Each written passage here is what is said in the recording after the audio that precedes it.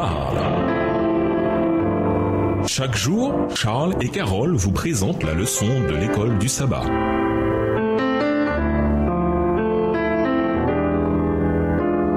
Bienvenue dans votre émission Dieu nous parle. Nous voilà à la leçon de mardi, une nouvelle alliance et un cœur nouveau. Que le Christ habite dans votre cœur par la foi et que vous soyez enracinés et fondés dans l'amour pour être capables de comprendre avec tous les saints quelle est la largeur, la longueur, la profondeur et la hauteur et de connaître l'amour du Christ qui surpasse la connaissance de sorte que vous soyez remplis jusqu'à toute la plénitude de Dieu. Éphésiens 3, les versets 17 à 19. Comme les leçons de ce trimestre l'ont montré, dans le cadre de la nouvelle alliance, le Seigneur met la loi dans nos cœurs. Voir Jérémie 31, les versets 31 à 33. La loi est là, mais selon le texte proposé ci-dessus, le Christ est là également. Ce qui est tout à fait logique car le Christ et la loi sont indissociables. Ainsi, comme la loi du Christ est dans notre cœur et que le Christ y habite aussi, le mot grec traduit dans le texte ci-dessus par habiter signifie aussi s'installer, ce qui évoque une idée de permanence. Nous arrivons à un autre bienfait de l'alliance, un cœur nouveau. Pourquoi avons-nous besoin de cœur nouveau? Quels sont les changements qui se manifestent chez ceux qui ont un cœur nouveau? Relisez les textes proposés aujourd'hui. Remarquez que Paul insiste sur la notion d'amour en disant que nous devons être enracinés et fondés dans l'amour. Ces mots véhiculent l'idée de stabilité, de fermeté, de permanence dans l'amour. Notre foi n'a aucun sens si elle n'est pas enracinée dans l'amour pour Dieu et l'amour pour les autres. Matthieu 22, versets 37 à 39, 1 Corinthiens 13. Cet amour ne vient pas de nulle part. Au contraire, cet amour apparaît parce que nous avons un aperçu de l'amour de Dieu pour nous, un amour qui surpasse sa connaissance, tel qu'il est manifesté par Jésus. Par conséquent, notre vie et notre cœur sont transformés et nous devenons de nouvelles créatures avec de nouvelles pensées, de nouveaux désirs et de nouveaux objectifs. C'est la façon dont nous réagissons à l'amour de Dieu pour nous qui transforme notre cœur et nous permet d'aimer nos semblables. C'est peut-être ce que Paul veut dire, du moins en partie, lorsqu'il parle d'être rempli jusqu'à toute la plénitude de Dieu. Lisons 1 Jean 4, le verset 16. Quel est le lien entre ce texte et ce que Paul écrit dans Éphésiens 3, les versets 17 à 19.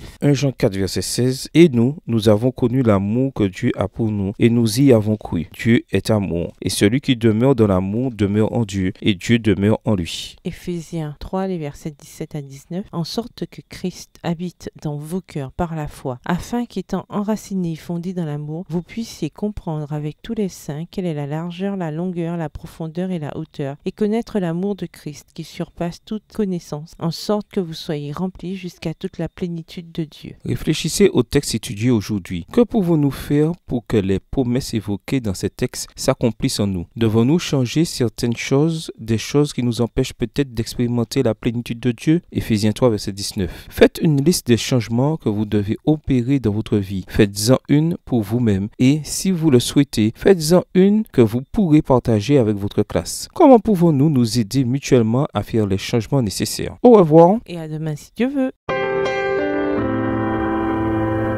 Dieu nous parle.